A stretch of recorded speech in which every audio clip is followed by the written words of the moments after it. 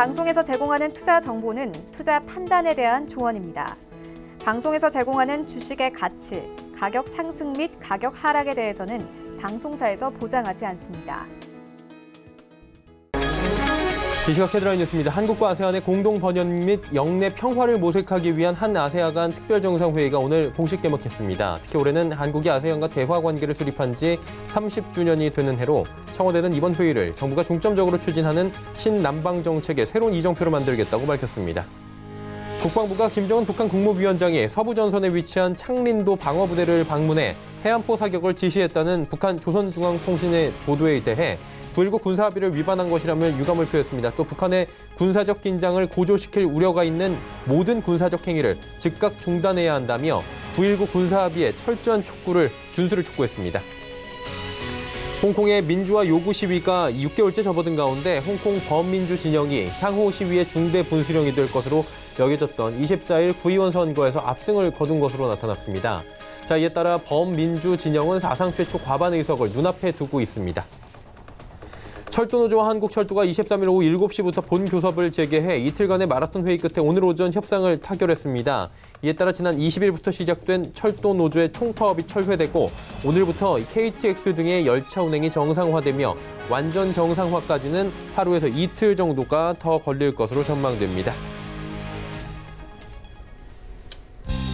시청자 여러분 안녕하십니까. 오늘장 내일장 출발하도록 하겠습니다. 서정덕입니다. 오늘 시장 양시장 괜찮게 많이 올라주고 있는 상황입니다. 2100선에 힘겹게 마무리가 됐던 시장인데 어느새 20포인트가 넘게 거래소 시장은 올라가고 있고요. 코스닥은 2% 가까이 올라가고 있습니다. 주말 사이에 트럼프 대통령의 여러 가지 코멘트가 또 나왔습니다. 무역 합의에 대해서 이야기가 나왔는데 우리는 상당히 진전이 돼 있다라고 이야기했습니다. 하지만 대전제 부분을 좀 봐야 되는데 미국이 좋은 것이어야 한다. 한마디로 미국의 유리한 주장에 한해서 상당히 근접을 해 있다. 합의에 이런 얘기로 받아들여질 수가 있는데 중국 역시 이 부분에 대해서는 우리도 쉽게 우리의 이익을 포기하지 않을 것이다 라고 수차례 강조한 적이 있기 때문에 시장에서는 이것이 과연 호재로 받아들여질까라는 부분이 있었는데 이 부분보다는 홍콩 인권법 부분에 대해서 시장은 좀 관심을 가진 것 같습니다. 굉장히 중립적 스탠스를 가져갔습니다. 더 이상의 중국과의 대립각을 세우지 않았던 부분이 시장에는 호재였고요. 지난 금요일 미국 시장은 상승 마감을 했습니다. 그리고 우리 시장에도 긍정적으로 오늘 나오고 있고요. 제조업 PMI 등의 견제 지표도 지금 나쁘지 않게 나오면서 우리 시장이 오늘 상승하는 데는 모멘텀으로 어느 정도 작용을 해주고 있습니다. 그리고 지소미아가 지금 지난주 금요일이었죠. 원래 자정을기에서 파기가 자동으로 되는 것으로 시장에서는 예측을 하고 있었는데 한 5시경부터 해서 NHK의 보도가 나왔고요. 일단은 청와대발 6시에 공식 자료가 나오기도 했습니다. 일단은 연장입니다. 연장 부분이 시장에는 긍정적인 요인으로 지금 작용을 하고 있습니다. 전체적으로 지금 상승 국면인데요. 아무래도 그동안에 일본 관련 규제로 피해를 입은 종목들이 여행이나 항공주들 단기로 올라오는 힘이 강해 보이고요. 시장에 훈풍이 불어오고 있습니다. 다만 이 부분이 조건부 연장이거나 아직까지는 일본과 우리나라의 진실 공방이 벌어지고 있는 부분들이 있기 때문에 완전히 끝났다고 보기 어려운 측면이 있고요. 홍콩에서 범민주 진영의 선거 승리가 최초로 나왔는데 이 부분들 좀 체크해야 될 것 같습니다. 오늘 시장의 주요 이슈들 하나하나 정리하면서 대비책 가져가 보도록 하겠습니다. 코스피부터 만나보도록 하죠. 2124입니다. 일단 2120포인트 위까지 단숨에 올라오고 있고요. 1%대의 상승 흐름이 나타납니다. 다음 살펴보도록 하죠. 2128 장중 고점이고요. 2100선은 계속해서 움직이고 있는 상황 오늘 포착이 되고 있죠. 그럼 나쁘지 않은데요. 수급 주체도 확인해 보도록 하겠습니다. 집 나갔던 외국인이 오늘도 들어오진 않습니다. 선물 쪽에서는 여전히 매수가 지난주 금요일부터 들어오는데 현물 시장에서 매수가 안 들어오네요. 1339억 원. 지소미아 부분으로 인해서 외국인이 좀 들어올 것으로 예측이 됐는데 이 스탠스상으로 그동안 포지션상으로 들어오기가 쉽지 않다라는 분석은 있었습니다. 지난주 금요일에.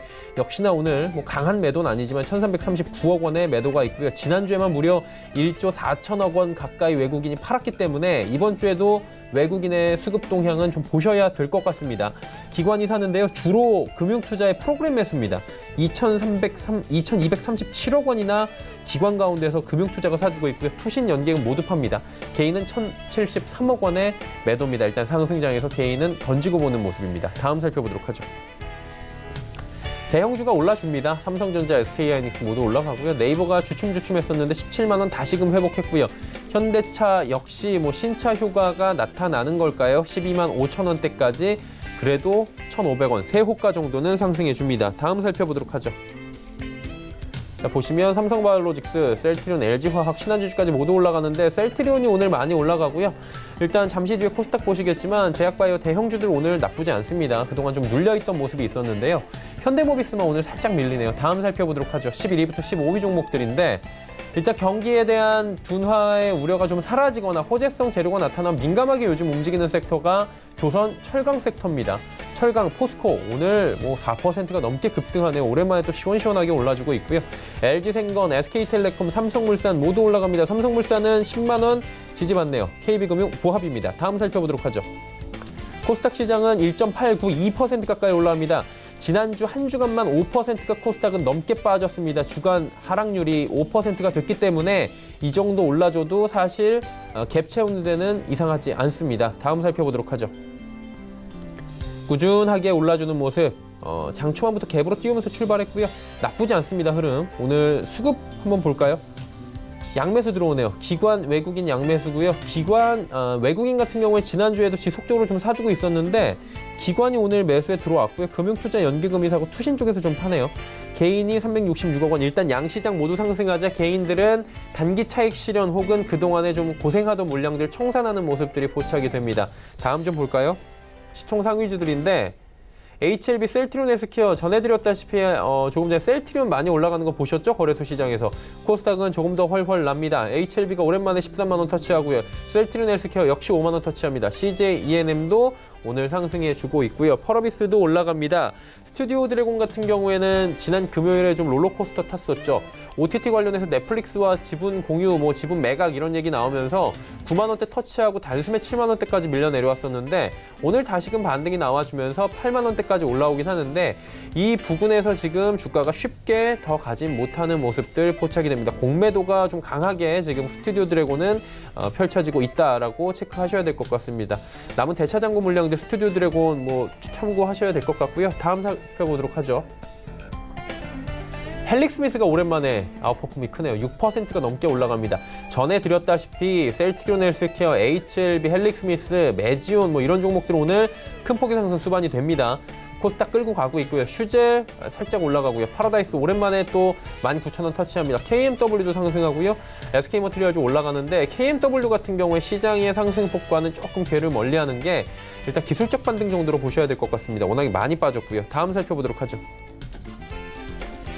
자, 메디톡스도 올라가고 SFA, 원익IPS, 고영, 컴투스 모두 상승하는데 고영이 10만 원 오랜만에 넘어가는 모습입니다. 다음 살펴볼까요? 환율은 조정을 살짝 받네요. 1177원 40전에 거래가 됩니다. 금일폰 방송에서 제공해드리는 정보는 투자 판단에 대한 조언일 뿐입니다. 해당 주식의 가치와 수익률을 보장해드리지 않는다는 점 참고해 주시길 바랍니다.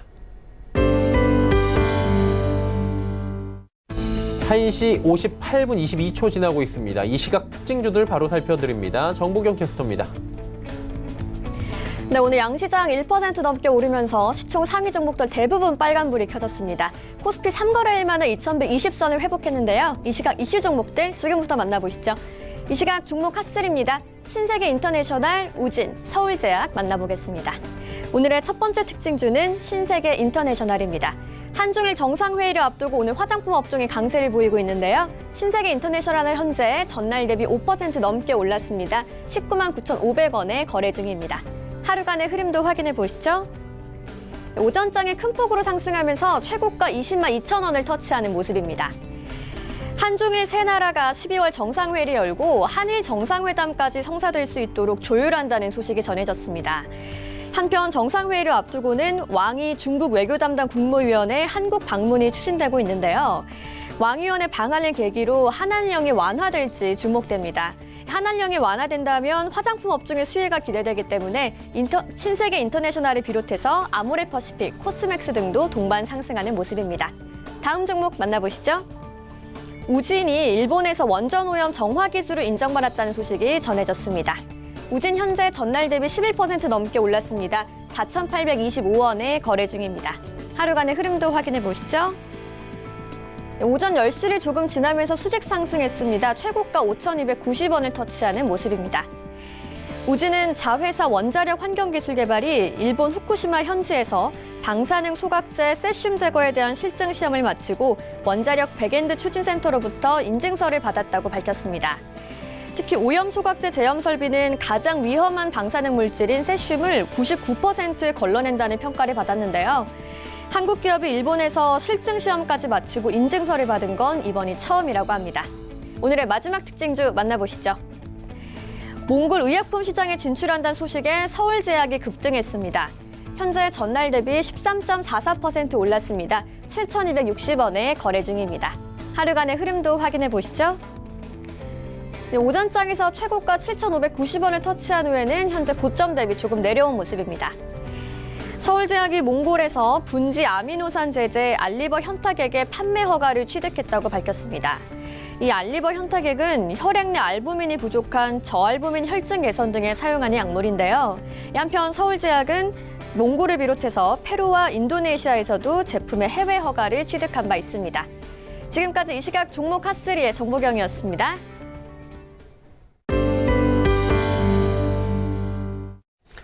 주간 시장 이슈부터 하나하나 점검해 주시는 분 바로 모셔보도록 하겠습니다. 펠리즈 투자앤리서치 김민수 대표와 함께합니다. 대표님 안녕하세요. 네, 안녕하십니까. 예, 주말 잘 보내셨죠? 네, 잘 보냈습니다. 네, 주말 잘 보내셨으니까 한 주간의 일정 먼저 점검해 주시길 바랍니다.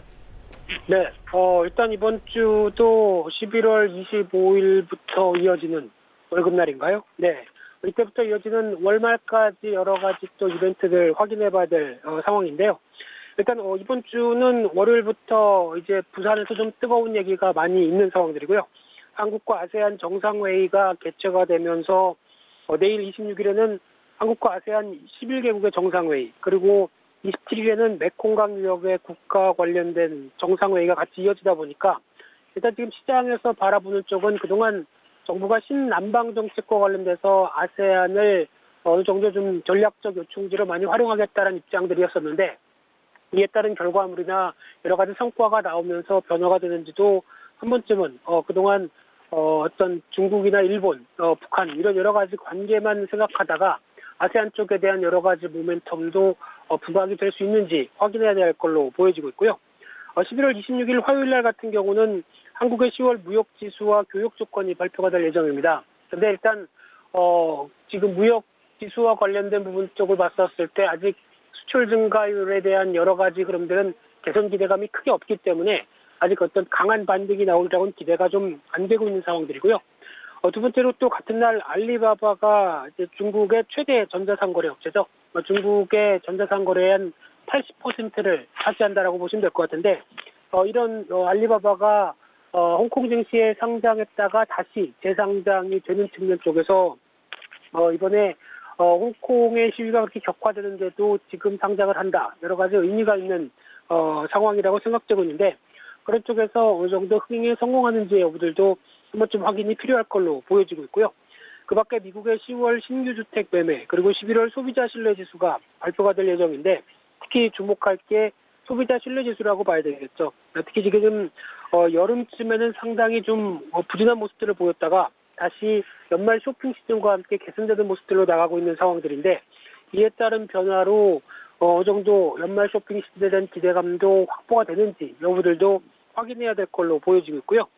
11월 27일 수요일 날 같은 경우는 한국의 9월 인구 동향, 그리고 11월 소비 동향 조사가 발표가 될 예정인데, 또 저출산이기 때문에 들끓지 않을까라는 생각이 들고 있는데, 그중에서 소비자 관련된 부분들 쪽은 아무래도 최근 들어서 서서히 개선되고 있는데, 이에 따른 흐름들 확인이 되는지 지켜봐야 될 것 같고요. 이날은 또한 MSCI 리밸런싱 관련돼서 완료가 되면서 그 전날 기준으로 완료가 되죠. 그러다 보니까 외국인들 수급 쪽에서 어느 정도 변화가 나오는지도 체크해야 될 흐름이고요.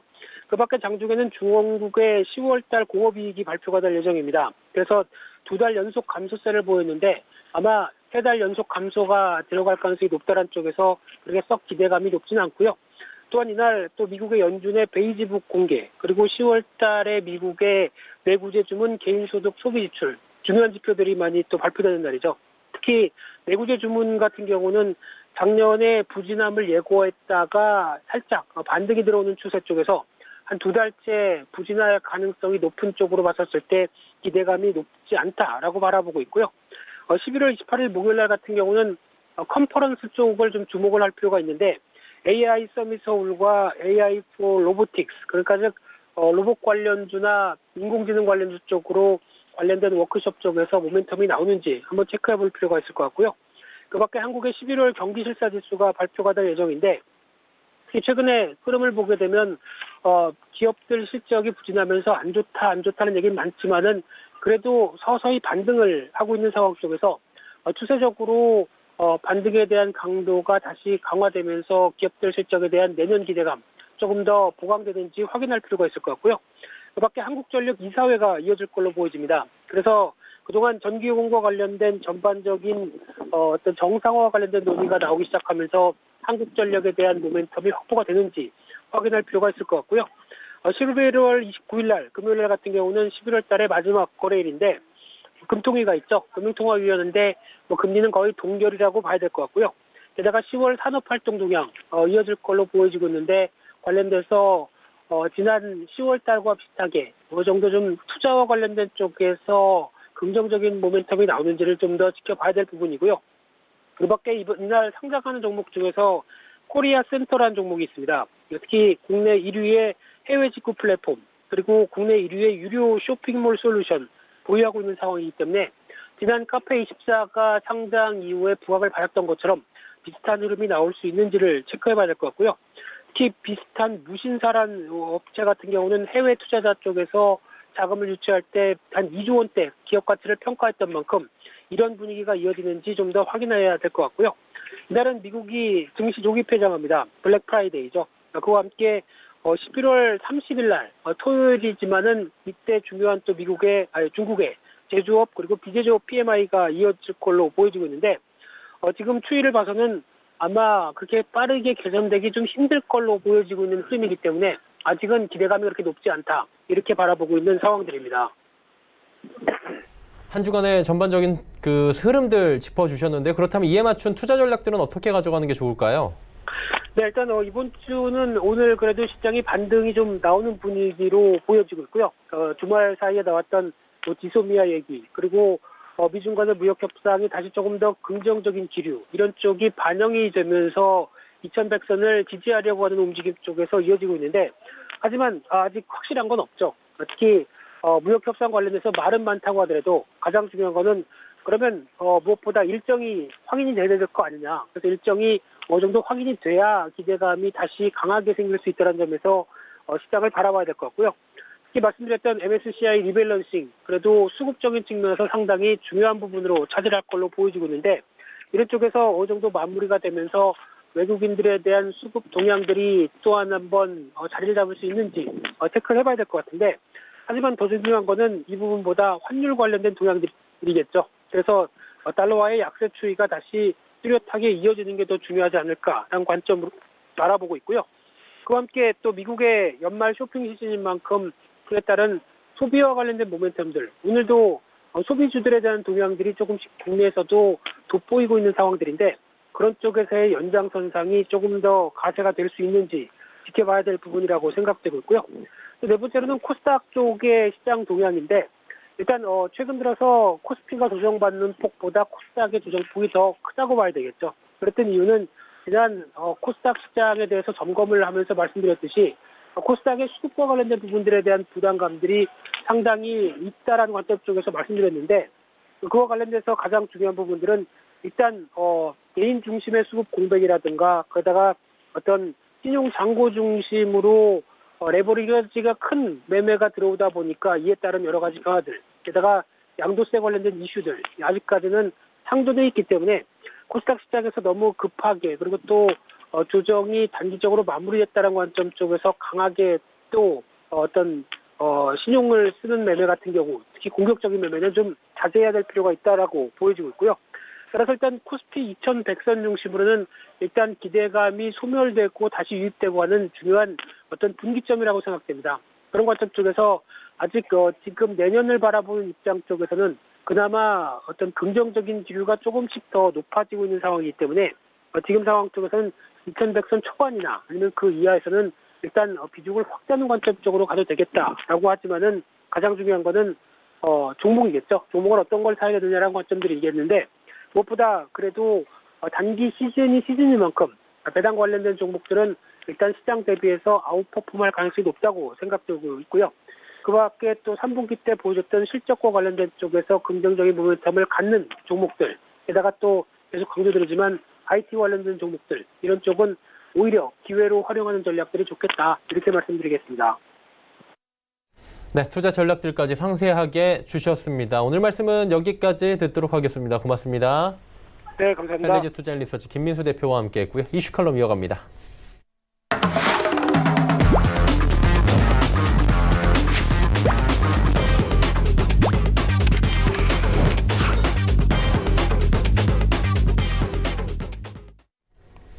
이슈 칼럼 이어갑니다. 미중산업경제연구소 조용찬 소장과 함께합니다. 소장님 안녕하세요. 예, 안녕하십니까. 네, 11월 이제 뭐 소비 시즌이다 우리가 잘 알고 있는데 광군제 끝났고 이제 월말로 가다 보니까 당연히 블랙 프라이데이 얘기가 나올 수밖에 없습니다. 광군제 괜찮았잖아요. 블랙 프라이데이도 기대해봐도 될까요? 네, 이번에도 계속 그 상상 이상의 그 매출이 일어날 것이라고 하는데요. 아무래도 미국의 GDP의 70%가 개인 소비가 차지하는데요. 개인 소비의 주요 기둥이 크리스마스 이브 때까지 이어지는 홀리데이 시즌에 매출이 집중될 수밖에 없기 때문에 그렇습니다. 홀리데이 시즌이라고 해서 하나의 그 이벤트가 있는 것이 아니고요. 세 개 대형 이벤트로 나눠지고 있는데요. 첫째는 아무래도 그 추수감사절 다음 날에 그 블랙 프라이데이, 그리고 추수감사절 다음 주 월요일 날 실시될 예정인 사이버 먼데이, 그리고 크리스마스 직전 토요일에 토요일 밤 행사가 있습니다. 올해는 블랙 프라이데이가 지난 해보다 일주일 늦게 시작이 되면서 아무래도 홀리데이 시즌이 작년보다 6일 정도가 짧은데요. 이 때문에 소매업체라든지 이커머스 같은 경우에는 할인 세일 행사를 10월 하순서부터 시작이 됐었습니다. 재미있는 소비 특징 중에 하나는 상대적으로 소득이 적은 소비자일수록 연말 상정 기간에 더 많은 소비를 할 예정으로 있고요. 또 소득이 많은 소비자들 같은 경우는 오히려 지출을 좀 억제할 계획이라고 합니다. 큰 폭의 할인이 쇼핑 가격에는 좋긴 하겠지만 소매업체들 같은 경우에는 이익이 감소할 우려도 있다는 점도 염두에 두시기 바랍니다. 자, 그렇다면 이번 블랙 프라이데이에는 얼마나 많은 사람들이 쇼핑하러 나올지 이 부분이 관건일 것 같은데 매출 전망을 좀 가늠해 볼 수 있을까요? 네, 전미 소매협회 같은 경우에는 이번에 연말 상정 기간 동안에 미국인들 같은 경우에는 1억 한 6,500만 명 이상이 소비자들이 쇼핑할 것으로 보고 있는데요. 아무래도 블랙 프라이데이가 있는 그 이번 주가 상당히 중요합니다. 아무래도 추수감사절 다음 날인 블랙 프라이데이 때는 한 1억 1,400만 명 정도가 되고요. 추수감사절 당일날 소비자는 한 3,960만 명. 그리고 스몰 비즈니스 세드데이라고 해가지고 토요일날 행사 같은 경우에는 6,600만 명. 그리고 12월 첫째 주 일요일 같은 경우는 3,300만 명. 그리고 사이버 먼데이 때는 6,870만 명 정도가 예상이 되기 때문에 앞으로 일주일 정도가 미국에서는 최대 소비 시즌인 것은 분명해 보입니다. 문제는 아무래도 그 중요한 그 행사다 보니까 연말 상전 그 경쟁이 워낙 뜨겁고요. 또 여기에 고용 사정도 현재 매우 양호한 수준이기 때문에 과거 5년 평균치를 뛰어넘는 매출이 일어날 것으로 보고 있습니다. 올해 그 매출 같은 경우에는 한 7,300억 달러 정도가 되면서 전년 대비 한 4% 전후가 예상이 되고요. 특히 제가 기대하고 있는 온라인 판매 같은 경우에는 전년 대비 한 11에서 14% 정도 늘어날 것이라고 합니다. 금액으로는 한 1,650억 달러 전후가 될 것으로 보여지는데요. 이 때문에 그 작년 수준을 훨씬 뛰어넘는 수준이 될 가능성이 높지 않을까 보여집니다. 연말 상정 기간만 놓고 본다면은 미국의 소비 확대 기조는 변함이 없을 것으로 보여지고요. 이렇게 되면은 견고한 그 내수를 기반으로 미국의 경기 확장 국면은 계속 유지될 수 있다는 점에서 주시장에서도 한 가지 커다란 호재가 되지 않을까 보여집니다. 자, 그리고 홍콩 쪽으로 이제 넘어가 보도록 하겠습니다. 구의원 선거다라고 알려져 있습니다. 사실 우리가 구의원 선거다라고 하면은 그렇게까지 관심을 갖진 않는 것 같은데, 물론 지방 민주주의가 지금 잘 되고 있긴 하지만요. 굉장히 전 세계에서 지방 선거에 불과한 구의회 선거에 세계 이목이 쏠렸는데, 이건 왜 그런 건가요? 네, 전 세계 이목이 집중됐던 가장 큰 원인은 아무래도 이번 선거가 홍콩의 여론조사 역할을 해주기 때문에 그렇습니다. 투표율이 71%를 넘어서 97년 홍콩이 반환된 이후에 사상 최고치를 기록했는데요. 송환법을 둘러싼 지난 6개월의 시위로 인해서 민심이 얼마나 달라졌는지도 보여줄 수가 있기 때문에 그렇습니다. 범민주파가 친중파를 누르고 승리하면서 의석수만 무려 80% 이상을 지금 획득한 것으로 나오고 있는데요. 구의회는 실질적인 권한은 크지는 않지만 중요한 것은 2022년이죠. 행정장관을 결정하는 선거위원 1,200명 중에 10%인 117명을 할당을 받게 된다는 겁니다. 아무래도 차기 대선에도 적지 않은 영향을 끼칠 수밖에 없고요. 이렇게 되면 민주파 같은 경우에는 압승함에 따라서 시대가 줄기차게 요구해왔던 5대 요구를 더 강하게 요구할 가능성이 있습니다. 그중에서도 시대에 대한 경찰의 폭력 행위를 조사하는 독립조사위원회 설치, 그리고 체포나 기소된 시대를 대상으로 석방 요구가 아무래도 더 커질 수밖에 없기 때문에 중국 정부의 고민도 깊어지지 않을까 생각이 됩니다. 많은 분들이 궁금해하실 만한 부분이, 우리가 이제 동위에 구 단위가 있잖아요. 우리나라의 구 단위와 뭐 서울시의 구가 있잖아요. 뭐 종로구도 있고 무슨 구도 무슨 구도 있고요. 그 구의원 선거와 이번 구의회 선거가 같은 것이다라고 봐도 되는 겁니까? 아닐 것 같은데요. 네, 서울시의 구의회 선거와 홍콩의 구의회 선거는 전혀 다릅니다. 가장 큰 차이점은 홍콩에서는 공식적으로 구라는 행정 단위가 없다는 거고요. 홍콩의 구의회는 일정한 지역에 속해 있는 여러 선거구의 대표자를 선출합니다. 그렇기 때문에 거주하는 외국인들도 선거에 나갈 수도 있고 투표권이 주어집니다. 그 지역의 지방자치 조례 제정이라든지 예산은 우리나라 구의회 같은 경우에는 실질적인 권한을 주어지지만 홍콩에서는 이런 심사할 권한이 없습니다. 어디까지나 홍콩 정부의 지역 요구사항을 전달하고요. 조언하는 기관에 불과하다는 겁니다. 다른 말로 표현하면 실질적인 권한은 없고 봉사직에 불과하다는 겁니다. 예를 들면요. 쓰레기 수거라든지 버스 노선을 연장하거나 그리고 현금 인출기를 증선해 달라는 아주 세세한 문제를 다루는 자리이기 때문에 그렇습니다. 이번 선거에서는 지역 민원과 직접 관계없는 5가지 요구 사항이 실종 공약으로 내건 후보들이 많이 당선됐는데요. 이 때문에 구의원의 권한 바뀌기 때문에 공약 실천은 불가능하고요. 또 실질적으로 캐리람 행정장관을 견제하는 역할은 하지는 못할 것으로 보여집니다. 그리고 이제 쟁점 선거 결과 나온 데서 결과 나왔잖아요. 지금 뭐 범민주진영의 압승으로 나온 것 같은데 좀 분석해 주시겠습니까?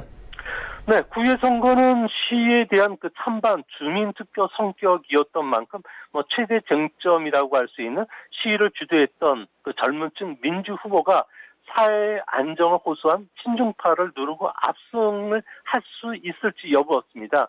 송환법이라든지 공명금지법, 경찰의 무력 진압이 홍콩의 민심이 친중파에서 돌아섰다는 것을 이제 보여줬다는 거죠. 이뿐만 아니라 범민주파가 승리함에 따라서 홍콩 정부에 대한 5대 요구사항을 수용하라는 정책 압박을 가할 수가 있다는 겁니다. 하지만 여전히 사법 문제나 입법 문제는 구의의 권한 바뀌기 때문에 직접적인 그 영향력은 행사할 수는 없을 거로 보여지고요. 반대로 친중파 같은 경우에는 중국에서는 건재파라고 하는데요. 의석 비율이 70%에서 현재 20%를 못 미칠 정도로 선거에 대실패함에 따라서 책임 소재를 둘러싼 내용이 벌어질 수 있다는 겁니다. 이번 선거를 기점으로 해서 시위는 더 격화될 가능성이 큰데요. 이렇게 되면은 컨트롤 타워 역할을 못하는 홍콩 정부 같은 경우에는 혼란에 빠질 수가 있고요. 가장 우려된다는 점은 홍콩을 통제할 수 없는 상황이 장기화됐을 경우에는 아무래도 국제 질서라든지 금융시장이 크게 영향을 받을 가능성이 크다는 점에서는 장기적으로 우리 경제에도 좀 부정적인 영향을 미칠 가능성도 있지 않을까 보십니다. 자, 그러면 이번 9.2의 선거를 앞두고 미중 간의 대리 전쟁이 좀 치열했다 이런 얘기들도 물밑 작업이 치열했다 이런 얘기들 나오잖아요. 그 얘기도 좀 들어볼 수 있습니까? 네, 아무래도 미중 간에는 강한 외교적 충돌이 홍콩을 둘러싸고 벌어지고 있는데요. 중국 같은 경우에는 홍콩 내정에 간섭하는 것은 분열 행위라고 보면서 절대 용납하지 않겠다고 하면서 한 달 전서부터 연일 언론 매체를 통해서 수차례 경고를 해왔고요. 시진핑 국가주석 같은 경우에도 몸을 바스라뜨려서 뼈가루만 남게 할 것이란 무시무시한 말까지 할 정도였습니다. 하지만 미국 같은 경우에는 의회가 직접 나서서 홍콩 인권 존중과 민주주의를 지원하기 위한 홍콩 인거법을 통과시켰고요. 여기에 선거를 앞두고 3일 전에 뉴욕타임즈 같은 경우는 총 403페이지에 이르는 중국 내부 문서를 공개했습니다. 시진핑 주석이 직접 위구르족 단속에 나서면서 테러와 분리주의의 싸움이다. 인정사정 보지 말라는 지시를 내렸다는 내용도 공개했고요. 신장 위구르 지역에 수십만 명이 강제 수용소를 설치하는 내용까지도 폭로를 했습니다. 여기에 더 나가서 영국 같은 경우에는 BBC 방송을 통해서 홍콩의 그 영국 총영사관에 근무하는 홍콩 남성 29세인데요. 중국이 8월에 10명을 구속하고 고문까지 했다고 보도를 했는데요. 홍콩을 둘러싸고 미중 간의 갈등의 골이 깊어지면서 미중 무역 합의도 연기됐던 만큼 아무래도 이번 선거 뒤에는 아무래도 뒤끝이 좀 장렬하지 않을까 생각이 됩니다. 예, 미국, 중국 간의 그런 물밑 지금 협상이나 여러 가지 이야기 남겨주셨고요. 근데 재밌는 게 홍콩 시위 사태 보면 주도하는 정치인, 그러니까 홍콩 내부의 정치인들이 별로 보이지가 않았다, 뭐 포스트맨이 없었다 이런 얘기들이 있는데 이게 중국 눈치 보느라 그런 겁니까? 네, 홍콩 시위는 6개월 계속됐는데요. 경찰과 무력 충돌이 반복적으로 일어났지만 아무래도 이걸 끊을 수 있는 프로 정치인이 없었다는 게 가장 홍콩의 딜레마인 것 같습니다. 영국령 홍콩 때와 달리 지금 중국 홍콩에서는 정치적 문제를 해결하는데 익숙한 홍콩 관련한 정치인이 전혀 존재하지 않습니다. 캐리담 행정장관 같은 경우에는 정적 감각이라든지 역량이 한참 부족한 사람이고요. 장관이나 국회의원들 같은 경우에도 정무 감각이 없기는 마찬가지입니다. 10월 홍콩 경찰의 무력 진압, 그리고 민의를 무시한 복명금지법, 그리고 젊은 층의 반중국 감정 표출뿐만 아니라 홍콩 정치인들의 무책임한 발언들이 이어졌고요. 삼엽회를 동원한 백색 테러를 가한 것만 보더라도 아무래도 이런 정치적 감각이 뛰어난 정무적 능력을 해결할 수 있는 정치인이 없었기 때문에 그렇습니다. 이는 중국 정부가 스스로 영향력을 홍콩에서 강화시키기 위해서 친중국파라고 하더라도 개인이 정치적 리더십을 키우는 것은 절대 허락하지 않았던 결과인데요. 그에 대한 반사적인 영향으로 인해서 지금 홍콩 사태가 더 악화된 것으로 보여집니다. 이제 마지막 질문 될 것 같은데요. 이번 범민주 진영이 승리를 하지 않았습니까? 최초라고 지금 계속 이야기가 나오는데 이 이후의 전국에 대해서는 그러다 보니까 약간 불확실성이 더 세진 것 같아요. 어떻게 예상하면 좋을까요?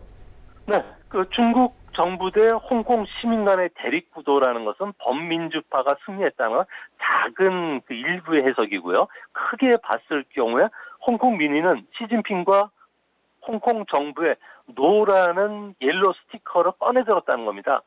범민주파의 80% 이상이 의석을 지금 차지를 했기 때문에 대중국 노선 투쟁과 관련된 갈등이 아무래도 내부적으로 이제 앞으로 일어날 것으로 보여지는데요. 이는 민주파 안에는 다양한 그룹이 존재하기 때문에 그렇습니다.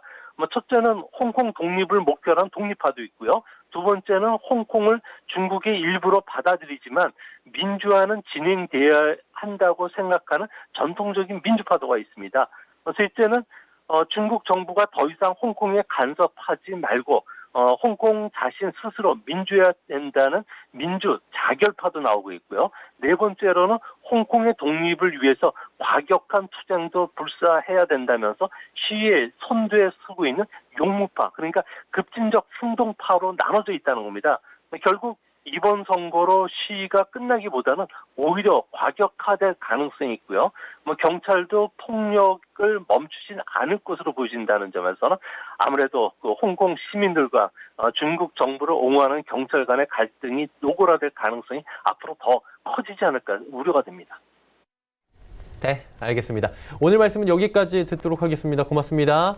예, 감사합니다. 위중산업경제연구소 조용찬 소장과 함께했습니다.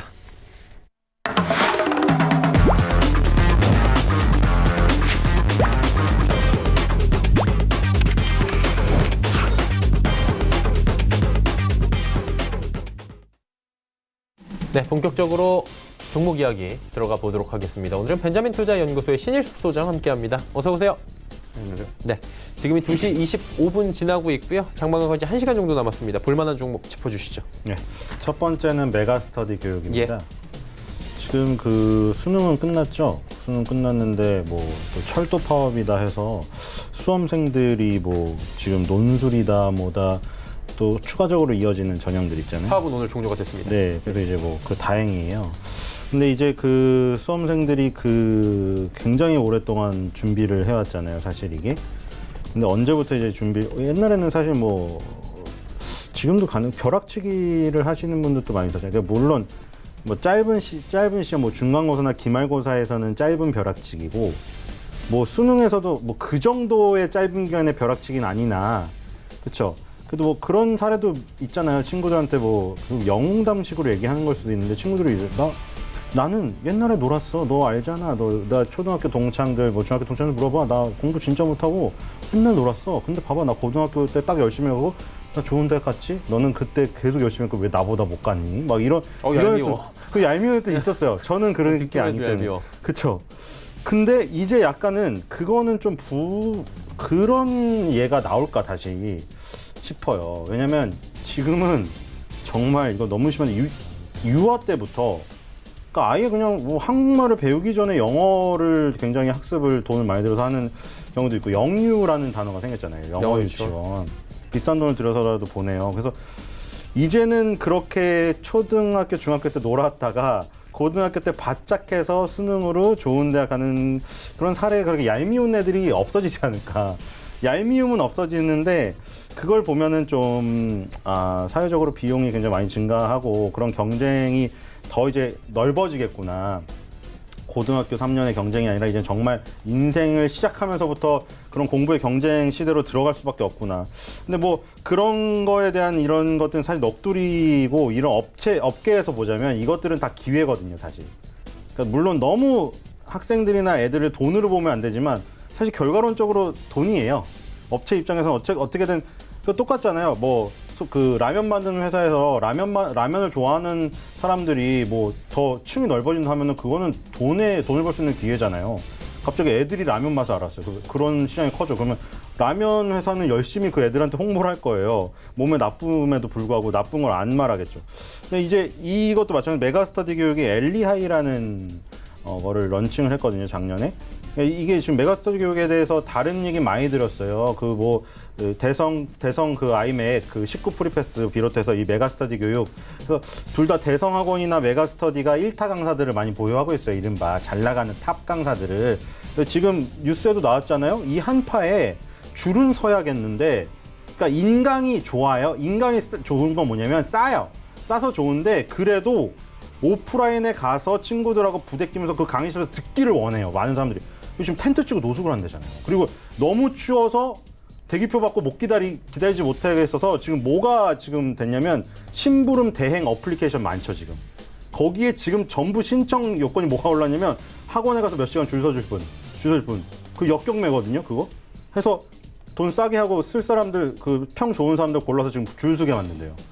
그러니까 지금 다시 정시를 확대한다고 하니까 그 학원가가 지금 난리가 났고, 그 대치동 학원가 주변에 뭐 전셋값이 계속 뭐 수천만 원씩 지금 주당 오르고 있대요. 그러니까 지금 이 메가스터디 교육이 그런 것 때문에 정시 확대로 인해서 이쪽이 좋아요. 인강에서 잘 돼 있기 때문에. 근데 오늘 얘기하려고 하는 엘리하이인데 이거는 뭐냐면 초등학교 그 전학년을 대상으로 뭐 교과 및 비교과 시장을 한다 뭐 이렇게 되어 있는데 사실은 초등학생 중에서도 좀 공부 잘하는 애들 위주로.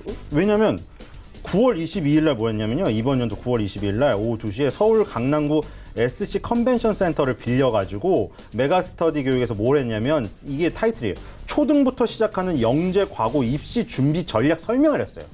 그러니까 이 엘리하이는 이름에서도 하이잖아요. 뭐냐면 초등학교 때부터 영재고, 저는 영재고가 있는지도 몰랐어요. 근데 과학 영재고 뭐 이런 것들이 있더라고요. 영재고등학교, 과학고등학교를 초등학생부터 미리 준비하는 상위권 애들을 위해서 약간 그 타겟으로 만든 거예요. 근데 이게 지금 굉장히 잘 되고 있다는 거잖아요. 그래서 지금 메가스터디 교육 엘리하이가 작년 12월 7일 날 론칭한 이후에 6개월 만에 판매액 100억 원이 돌파가 되었어요. 그래서 지금 이런 부분들, 초등학교 교육이 굉장히 급성장하고 있다는 거. 그래서 메가스터디 교육이 또 하나의 성장 엔진을 달았다. 정시 확대로 인해서 지금 고등학교 그 교육과정 그 부분에서 그 얻는 수익 플러스 메가스터디 교육이 이제 초등학생부터 준비를 해서 이제 얄미운 애들을 없애려고 하는 건지 돈을 많이 벌려는 건지 모르겠지만 어쨌든 주가에 굉장히 도움이 될 것 같습니다. 그래서 이 메가스터디 교육을 잘 보면 좋을 것 같고요. 선별가 36,000원, 목표가 5만 원입니다. 두 번째는 알테오젠입니다. 자, 알테오젠은 바이오 기업인데 우리나라 바이오 기업 뭐 굉장히 좋은 회사들이 많습니다. 그리고 우리나라 바이오 기업이 앞으로 클 거는 뭐 명백한 사실인데 지금 뭐냐면 알테오젠 같은 경우에 그 IR자를 보면 마음이 급해졌어요. 자, 이 피하 주사용 약물 투여 원천 기술 세계 두 번째 개발. 이게 지금 그 IR 자료에서 제일 처음에 띄워놨는데 이게 뭐냐면 이거 뭐 의학을 공부하시면 아는데 이거 맞아보면 아시잖아요. 대부분 뭐 포도당 같은 거 맞을 때 수액 정맥에다 놓잖아요. 피부에 드러난 정맥, 몸을 순환하는 혈액이 심장으로 들어가는 통로, 그 혈관에 직접 찔러 넣잖아요. 가끔 간호사들이 반을 잘 못 찾아가고 멍들기도 하죠. 그 혈관 찾는 거예요. 혈관 찾아서 알코올로 닦는 거죠. 근데 피하 주사는 뭐냐? 피부와 근육 사이에 피하층까지만 주사 바늘을 찔러서 약물을 주입하는 거예요. 핏줄을 잘 못 찾는 간호사도 놓을 수 있는 거죠. 자, 그런 편리성이 있죠. 그리고 싸요. 근데 이거를 뭘 개발했냐면 지금 그 허셉틴이라는 블록버스터급 신약이 있어요. 근데 이제 이게 오리지널 만든 게 로슈인데 신약이 만료가 돼서 셀트리온이나 뭐나 해서 바이오시밀러 복제약을 만드는 거잖아요. 근데 오리지널은 그대로 죽을 거냐? 안 죽죠. 그럼 오리지널은 어떻게 하냐면 제형을 바꾸는 거예요. 제형을. 정맥 주사로 놓던 허셉틴을 피하 주사용으로 내서 허가를 새로 받아서 방어를 하는 거예요. 바이오시밀러가 그거를 베껴서 만드니까 오리지널은 제형을 바꿔서 반격을 하는 거죠. 근데 이 지금 그 알테오젠은 정맥 주사하는 모든 단백질 치료제를 피하 주사로 가능하게 하는 기술을 개발했어요. 그렇게 되면 정맥 주사하는 그 단백질 치료제를 피하 주사로 가능하게 하는 기술을 가진 알테오젠한테 찾아와서 이거를 정맥 주사로 피하 주사로 바꿔달라고 해요. 그래서 이제 수요가 많아진다. 해서 지금 이제 그 뜨고 있는 거예요. 셀트리온, 알테오젠 이런 업체들이. 그래서 지금 뭐 알테오젠은 이런 쪽에서 가장 강점을 갖고 있고 지금 계속 주가는 그 14년 12월에 그 상장한 이후에 꾸준히 성장하고 있어요. 올라오고 있어요. 지금 5만 원 돌파를 눈앞에 두고 있기 때문에 잘 살펴보면 좋을 것 같습니다. 손절가 48,000원, 목표가 7만 원입니다.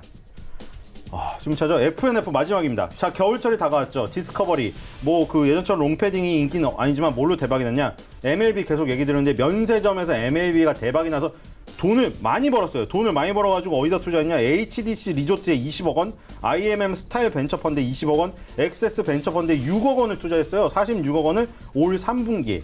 이거 다 MLB 면세점 대박나서 그 돈 벌어서 신규 투자를 한 거예요. 그 신규 투자를 해서 그 긍정적인 결과가 가져올 것을 예상해서 지금 주가가 그 신고가를 갔어요. 그리고 면세점 사업이 잘 되니까 HDC 리조트, 면세점 리조트, 이거는 연관된 거예요, 다. 인천 영종도 파라다이스 카지노 리조트, 이거 뭐랑 연관된 거예요? 인천공항 면세점 리조트 카지노, 중국인으로 와서 싹 다 올인 쇼핑을 하는 거예요. FNF도 이제 뭐 리조트에 투자한 게 이제 연관성을 가지고 투자를 한 것 같아요. 이런 새로운 사업들에 투자를 한 캐시카우를 그 면세점에서 발굴했고 새롭게 계속 투자를 할 돈이 생겼기 때문에 앞으로 신사업에 대한 그 어떤 그 효과를 한번 기대해 볼 만합니다. 그래서 손절가 11만 원, 목표가 15만 원입니다. 네. 지난 시간에 한국 패키지 말씀해 주셨는데 결과 궁금하고요. 오늘 어떤 종목이 좀 단기적으로 괜찮을지 같이 함께 들어볼까요? 한번 해죠. 한국 패키지 잘 갔네요. 오늘 좀 그 15% 올랐다가 지금 6%로 떨어졌는데 제가 저번에 그 타이틀을 카페에 가보라고 했잖아요. 가보라고 했나? 정확한 지금 워딩은 생각이 안 나는데 카페에 가보라 뭐 이런 식이었어요. 근데 카페에 분명히 가보라고 했잖아요. 가서 제가 알바생들이 그 안에 설거지 하시는 분 있잖아요. 설거지를 힘들게 하면서 얼굴이 짜증나 있다. 그럼 한국 패키지 오른다니까요. 그러니까 지금 오늘 타이틀은 이거예요. 카페에 가본 사람 손. 카페에 가보셨어야 이걸 투자했었죠. 그러니까 지금 카페에 가봐서 알바생의 찌그러진 얼굴을 봤다면 이게 머컵 못 쓰게 하는구나 일회용 컵을. 그럼 한국 패키지 같이 이런 업체들이 더 좋아진다. 네, 그렇게 됐고요. 그리고 FNF가 이번 주 단기 추천주입니다. FNF가 신고가기도 하고 아까 뭐 신사업에 투자할 돈을 많이 마련했다고 하는데 이제 또 추운 겨울철이 됐어요. 디스커버리 패딩이 좀 잘 팔릴 계절이 와서 그러니까 뭐 한섬도 그렇고 LF도 그렇고 FNF도 그러는데 성수기예요. 그래서 아까 얘기한 거 말고 그냥 단기적으로 겨울철 성수기라 그 부분으로도 단기적으로 움직일 가능성이 있어서 이 FNF를 단기 추천주로 선정했습니다. 네, 알겠습니다. 이번 주에는 FNF에 대한 이야기까지 나눠봤습니다. 벤자민 투자연구소의 신일섭 소장과 함께했습니다. 고맙습니다. 내일의 종목 330 바로 이어가도록 하겠습니다.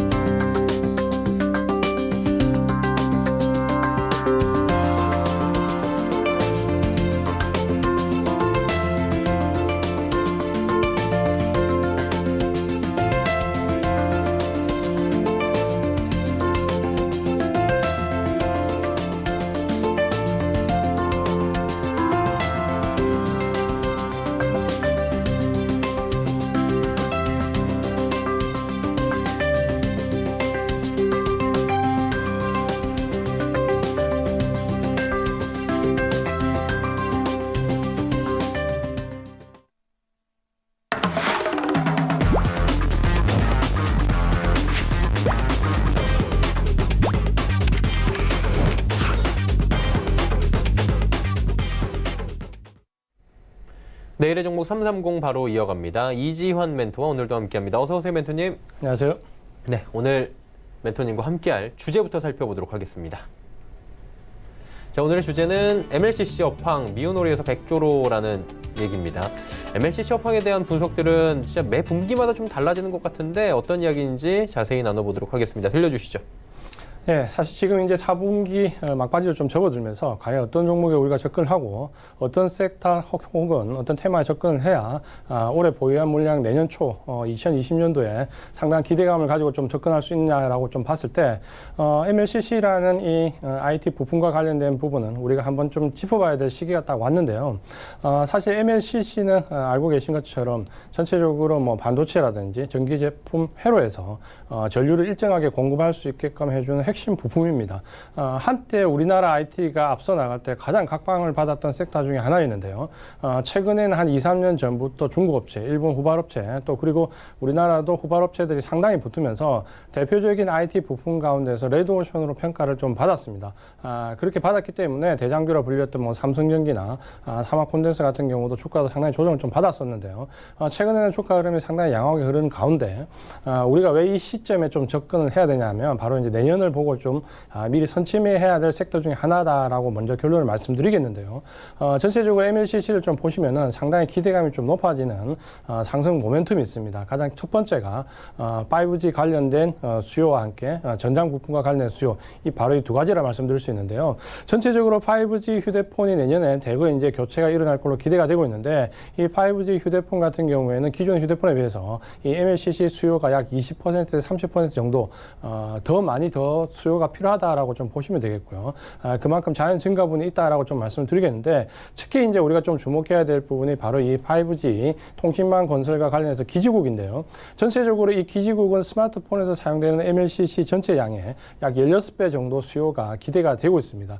그만큼 신규로 새로 창출되는 시장이 기존의 휴대폰에서 가져왔던 시장의 16배 정도가 내년에 상당히 큰 폭으로 시장이 좀 커진다라고 좀 봤을 때, MLCC는 자연 증가분, 가만히 있어도 자연 증가분 수요가 상당히 큰 폭으로 올라갈 수 있다라는 점에 좀 주목을 해야 되고요. 여기에 더불어서 이제 우리가 또 주목하는 부분이 바로 전장 부품, 전기차와 관련된 부분에 있는 부품과 관련된 부분인데요. 전체적으로 전기차와 관련된 부분에 있어서도 우리가 기존에 사용했던 스마트폰에서 MLCC 영역에 비해서 한 9배 이상의 수요가 필요하다고 보고가 되고 있습니다.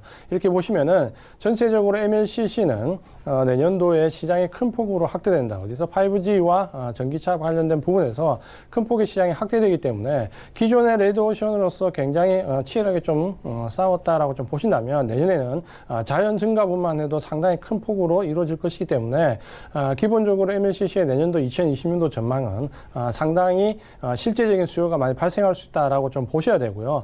그런 점에서 우리가 지금 4분기에 MLCC에 관련된 종목들, 삼성 경기를 필두로 해서 뭐 사마 콘덴서, 특히 최근에 이제 RF셈이라는 같은 종목들, 그리고 이제 뭐 필링과 관련된 부품들 역시 우리가 좀 주목을 해서 4분기에 지금 현재 시장이 좀 조정을 받을 때, 혹은 먼저 앞서갔던 IT 섹터들이 조정을 받을 때 관심을 가져볼 만한, 내년을 기약할 수 있는 부품주 섹터로서 우리가 충분히 MLCC에 대한 공략이 필요하다라고 말씀을 드리겠습니다. MLCC 섹터에 대한 이야기 오늘 나눠주셨고요. 그렇다면 남은 시간 또 내일까지 볼 만한 종목이 있으면 짚어주시죠. 네, 최근에 종목 선정이 상당히 어렵다라는 얘기를 상당히 많이 드렸는데요. 가장 큰 이유가 앞서 갔던 선발업체, 의약품, 바이오, 전기전자, IT 업종 내에서 선도주들이 지금 좀 조정권에 들어와 있고요. 그 부분은 특히 지수와 연관되어 있는 외국인들의 프로그램에서 비차익 물량을 지금 매도를 받고 있기 때문에 이런 종목들에 지금 바로 접근하기는 상당히 어렵다. 그렇다고 해서 선발주자가 아닌 후발주자 같은 섹터 같은 경우는 등락폭이 굉장히 낮기 때문에 이런 종목들에게도 접근하기 어렵다라고 봤을 때 2020년도를 좀 대비할 수 있고 전체적으로 저평가 메리트가 있는 종목들 위주로 계속해서 연말에 소개를 해드리고 있습니다. 오늘 말씀드릴 종목은 바로 이 뷰웍스라는 종목인데요. 사실 펀더멘탈은 상당히 좋은 종목이었습니다. 다만 이 뷰웍스라는 종목을 이끌어갈 그 주체, 매수 주체가 최근에 없었기 때문에 상당히 주가 조정을 오랫동안 장기간 받았는데, 이 뷰웍스라는 업체는 우리가 잘 알고 있는 의료 장비, 디지털 영상 솔루션 업체입니다. 우리가 병원에 갔을 때 의료 관련된 영상을 보여주는 바로 그 업체가 뷰웍스인데요. 전체적으로 산업용 카메라 시장에서 시장 점유율이 4분의 1 정도, 25% 정도 되고요. 여기에 글로벌 의료용 디텍터 시장에서 8% 정도, 글로벌 4위 정도 업체를 유지를 하고 있습니다.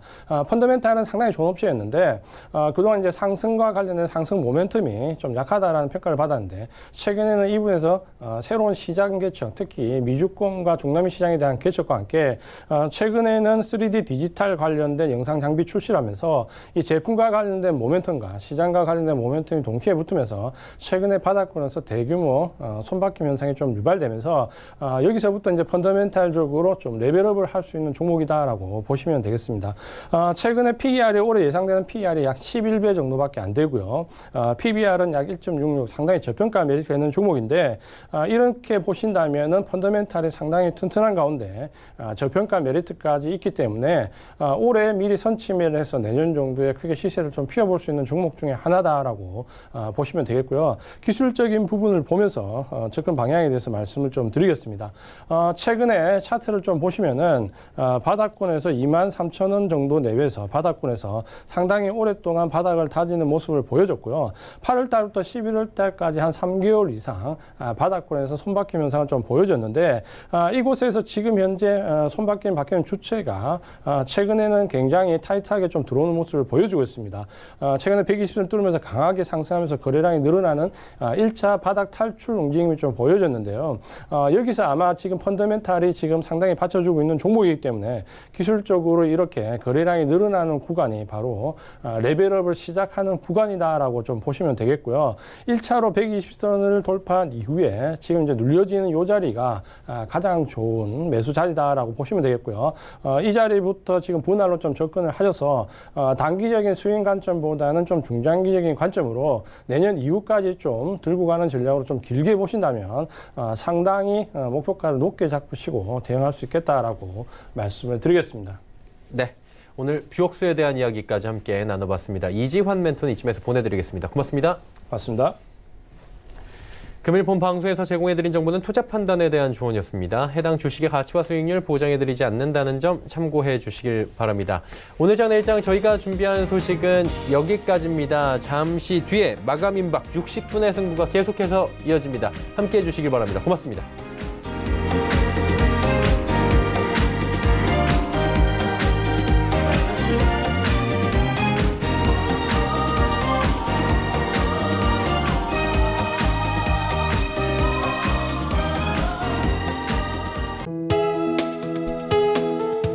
방송에서 제공하는 투자 정보는 투자 판단에 대한 조언입니다. 방송에서 제공하는 주식의 가치, 가격 상승 및 가격 하락에 대해서는 방송사에서 보장하지 않습니다.